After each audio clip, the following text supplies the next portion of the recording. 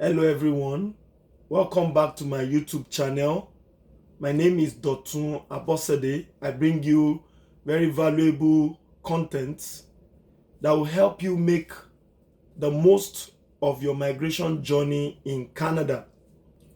Today, I bring you 7 very important points that are going to help you be successful in Canada. So what I'm going to do is I'll bring you those points, right? I'll speak to each of them briefly today. And in subsequent videos, I'm going to be more elaborate. I'm going to go into more depth in every one of the points. Each of the points are going to come to you subsequently in more details. So the first point I'm going to be talking about today is rent a house. And what do I mean by that is that if you have come into Canada and you came into an Airbnb or a hotel or any such other accommodation, which are fantastic, they are great, they are very important to receive you into Canada. But over time, you may want to consider the possibility of getting a more affordable accommodation, especially if the one you are in, the temporary one you're in, is overtly pricey. So if it's too expensive, then you want to consider renting an accommodation. Because of course, also, if you rent an accommodation, not only are you going to likely have more savings through that means, there is a possibility of you enjoying more privacy and flexibility, and you can be better relaxed in that it's not very likely that within the next week the hotel or something could be booked up and then you have to look for somewhere else to stay. So but when you get an accommodation on a long-term basis, if you get an accommodation, there is a likelihood that you settle better and you can quickly get on the path towards succeeding in your goal or whatever you've set out to achieve for yourself in Canada. Now, this point, I'm going to come back to it later on. I'm going to tell you, a few more things that can help you to rent an accommodation in Canada, irrespective of the province or the city you find yourself. Now, the second thing I'm going to be talking about today, it sounds simple also, just like the first, is that get a job, even if it is not your first choice job. Get a job. It is very important for both your career and your financial settlement in Canada for you to get a job as quickly as possible when you come into Canada. Because immediately you get into Canada, you're going to begin to spend some monies here and there. You need to feed yourself, you need to clothe yourself, you need to get around, you need money. So it's important for you to get a job. The job you get may not be, just like I said, your first choice job, right? But you would need to get one. The third point I bring to you today is that you need to start saving. Saving is so critical. You're going to realize down the lane that it is better for you to immediately begin to put funds aside for yourself than waiting till you get the huge job. You get a massive break in whatever it is you're doing. So, however little it is, I will advise you, start saving. Start putting monies aside.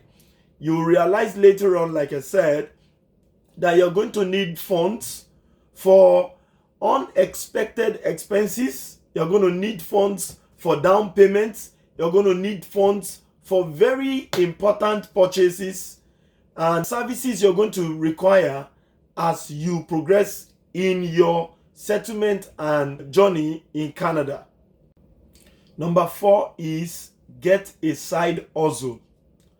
In Canada, it is an unwritten code that almost everyone you will come across have a thing or the other they are doing on the side apart from their 9 to 5, right? Because the bills are many. So many things to spend money on, so many things to plan for financially. So every little counts. So every little thing that you can add to what comes to you from your 9 to 5 will be very important for you, sooner than later. So I advise you try and get a side hustle. There are so many of them. There are so many things you can dive into, right? You can do buying and selling. You can engage in online gigs. There are so many different gigs online.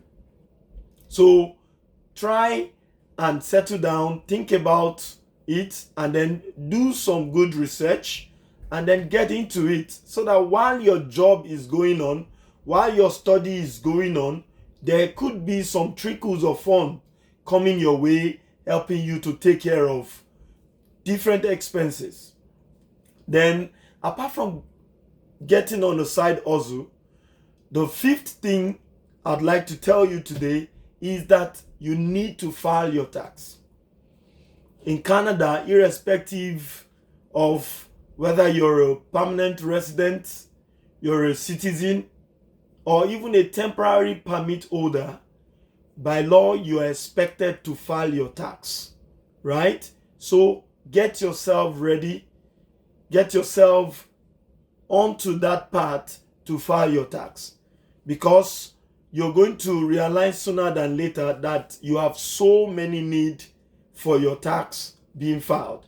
So if you need more help about that, you can find online and in different places. You can find tax accountants and other professionals that can advise you more about that. But please do file your tax.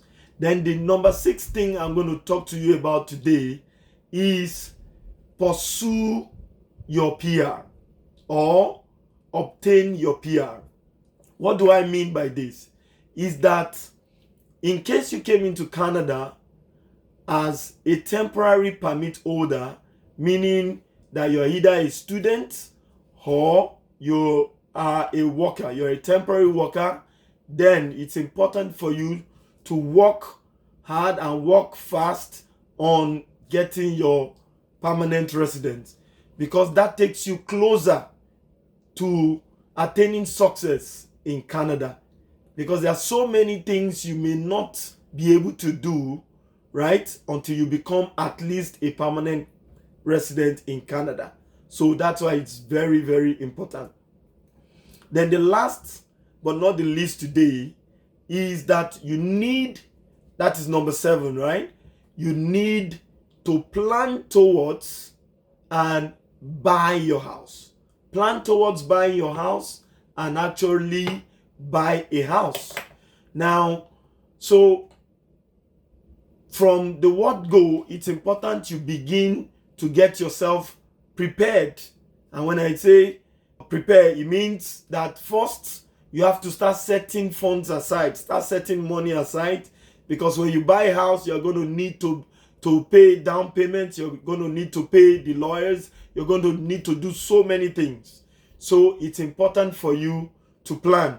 So plan financially, and also begin to talk to banks, talk to mortgage advisors, talk to agents and other professionals that can guide you on this path.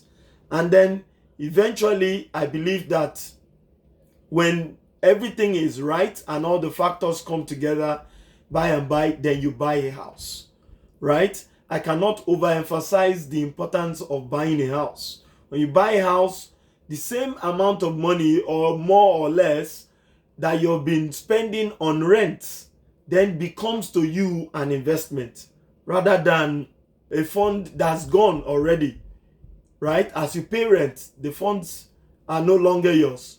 But when you have a house, you pay those monies and they become investment to you.